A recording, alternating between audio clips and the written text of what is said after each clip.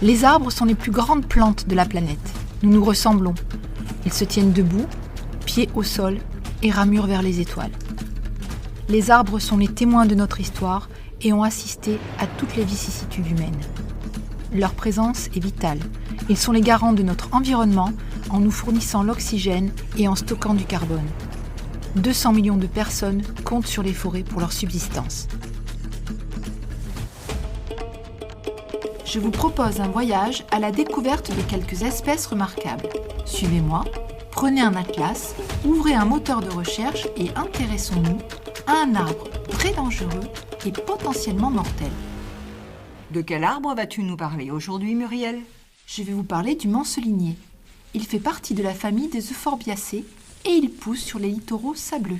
Il a été surnommé l'arbre de la mort parce que chez lui, tout, je dis bien tout, est toxique. Peut-on s'abriter sur cet arbre lorsqu'il pleut ? Mauvaise idée. Toxique. La moindre goutte d'eau qui s'écoule sur la feuille devient dangereuse au contact de la peau et provoque une éruption cutanée. Peut-on faire la sieste sous cet arbre lorsqu'il ne pleut pas ? Mauvaise idée.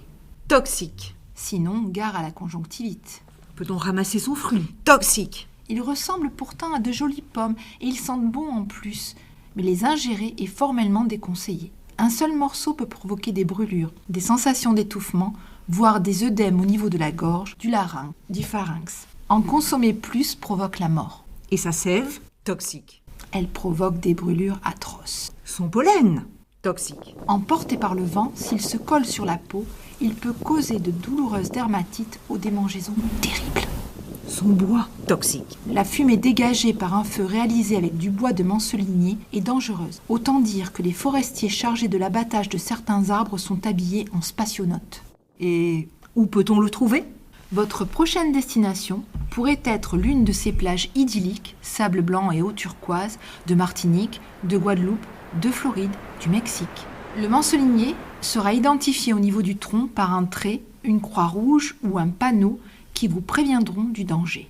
Alors, si vous le reconnaissez, fuyez. Sauf si vous êtes un iguane vert des Antilles, bien sûr, le seul être vivant à être immunisé.